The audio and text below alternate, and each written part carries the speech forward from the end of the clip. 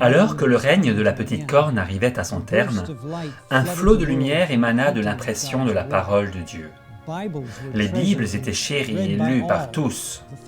Les pensées des hommes instruits étaient publiées. La grande réforme secoua les fondements du monde chrétien et la science fit son entrée. À cette époque, il y avait encore à Sardes quelques hommes qui n'avaient pas souillé leurs vêtements avec l'idolâtrie. Ces hommes firent de grandes avancées pour sortir de l'obscurité du Moyen Âge. Isaac Newton était l'un d'entre eux. Il dirigea son attention vers les cieux et formula la gravité, les mécanismes célestes, la science de la lumière réfractive et les optiques. Il conçut le calcul nécessaire à décrire ces concepts. Mais Newton était aussi profondément religieux. Son étude de la Bible l'amena à une compréhension de Dieu qu'il plaça entre deux extrêmes. Les athéistes, qui étaient coupables de retrancher à la vérité divine, et les trinitaires, qui l'accusaient d'y ajouter. Pendant des décennies, Newton fouilla les annales de l'histoire de l'Église et conclut que l'Église chrétienne primitive possédait une foi dans le vrai Dieu unique de la Bible. Il insista sur le fait que par l'introduction d'un terme non biblique, homoousia, la philosophie et la métaphysique grecque corrompirent les enseignements primitifs chrétiens. Newton rejeta aussi bien le credo de Nicée que celui d'Athanase, mais accepta le credo des apôtres parce qu'il le considérait comme étant le plus conforme à la langue des Écritures. Aux environs de 1710, il consigna sa propre confession de foi, intitulée « 12 articles sur la religion », s'appuyant fermement sur le vocabulaire biblique. Il y a un seul Dieu, le Père éternel, immortel, omniprésent, omniscient, tout-puissant, le Créateur du ciel et de la terre, et un seul médiateur entre Dieu et l'homme, Christ Jésus. Le Père est le Dieu invisible qu'aucun œil n'a vu, ni ne peut voir. Le Père a la vie en lui-même et a donné au Fils d'avoir la vie en lui-même. Il est tout à fait correct pour le Père d'être appelé Tout-Puissant, car par Dieu Tout-Puissant, nous pouvons comprendre le Père. Cependant, ce n'est pas pour limiter la puissance du Fils, car il fait tout ce qu'il voit faire au Père. Il n'y a pour nous qu'un seul Dieu, le Père, de qui viennent toutes choses, et de qui nous venons, et un seul Seigneur, Jésus-Christ, par qui sont toutes choses, et par qui nous sommes. Newton observa que seul le Père est véritablement et uniquement Dieu. Toutefois, le Fils doit aussi être adoré. Nous croyons aussi en un Dieu le Père et en un Seigneur Jésus-Christ.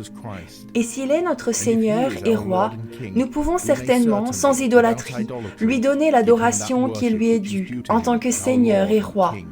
Et notre devoir est de lui offrir une telle adoration comme au Roi suprême sur toute la création, venant tout de suite après le Dieu Tout-Puissant, le Roi qui est assis à la main droite de Dieu le Père, et qui est par conséquent tout juste après lui en gloire. L'agneau de Dieu dont les yeux sont les 7 esprits de Dieu envoyés sur toute la terre, et qui seul de tous les êtres dans les cieux et sur la terre et sous la terre était digne de recevoir le livre de la prophétie de la main droite de Dieu, dont le témoignage est l'esprit de prophétie.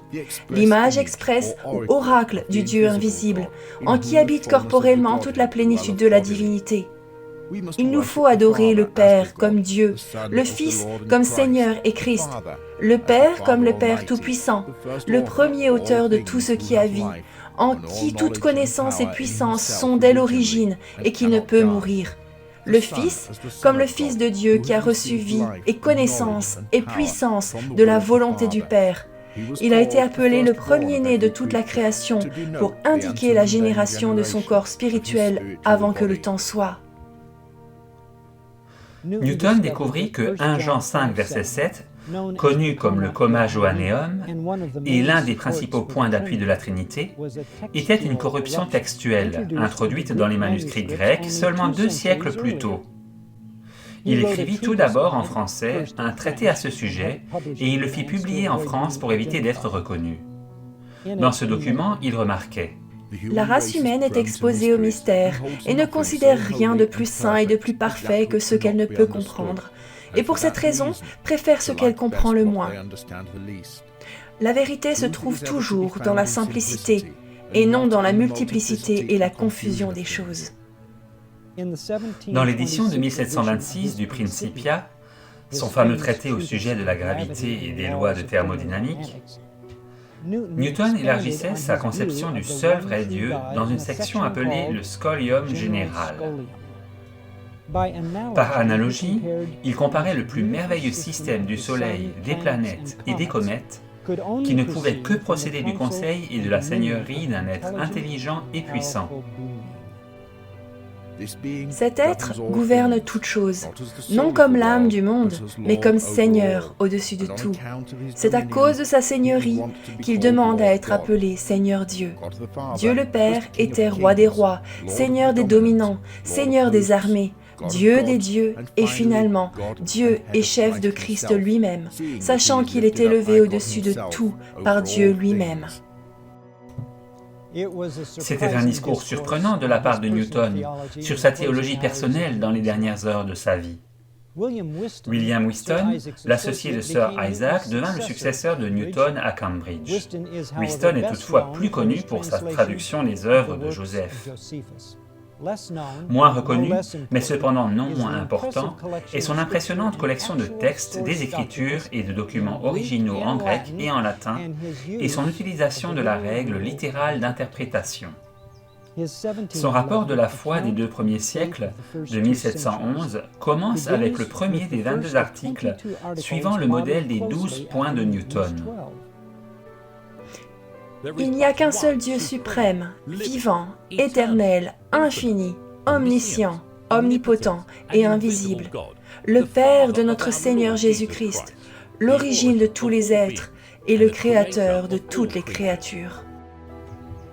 Whiston, comme Newton, observait que Tout-Puissant est un titre n'appartenant qu'à Dieu le Père, donnant 8 textes pour soutenir sa découverte.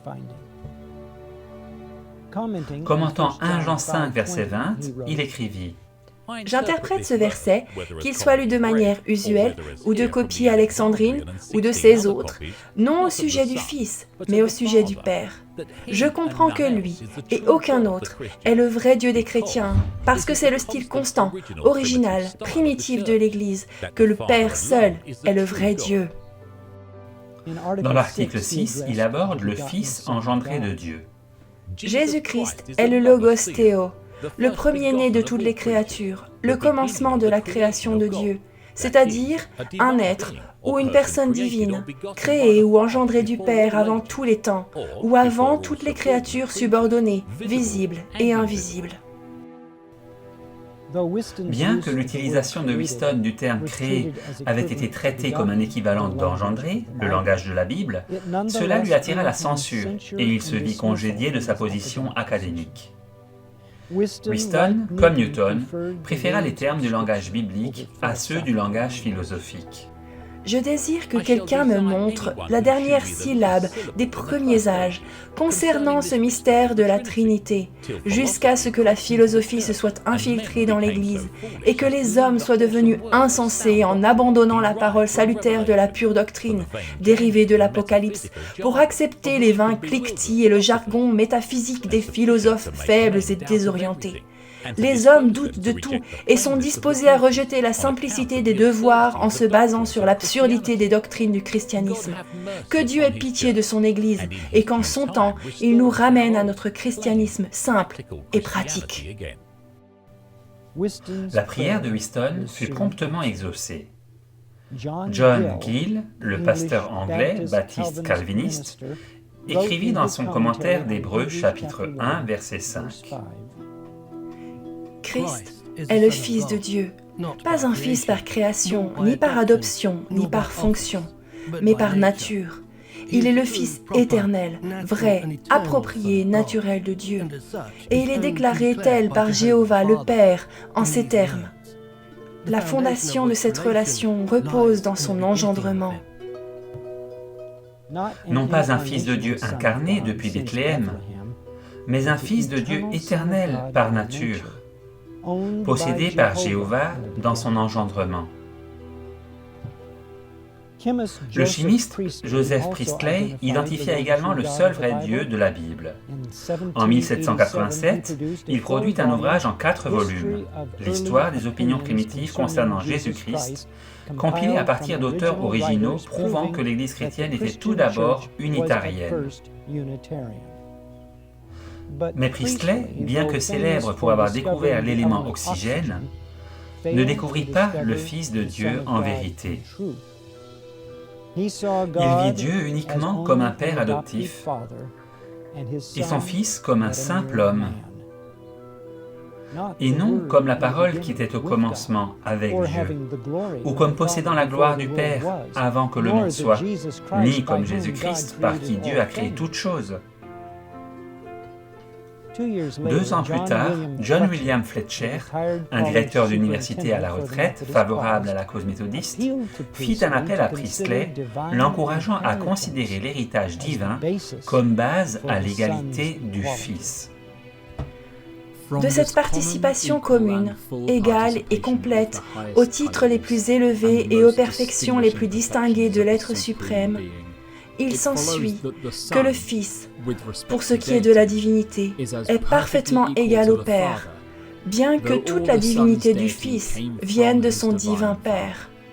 Tout comme Isaac, pour ce qui est de l'humanité, était égal à Abraham, bien que toute l'humanité d'Isaac vienne de son parent humain.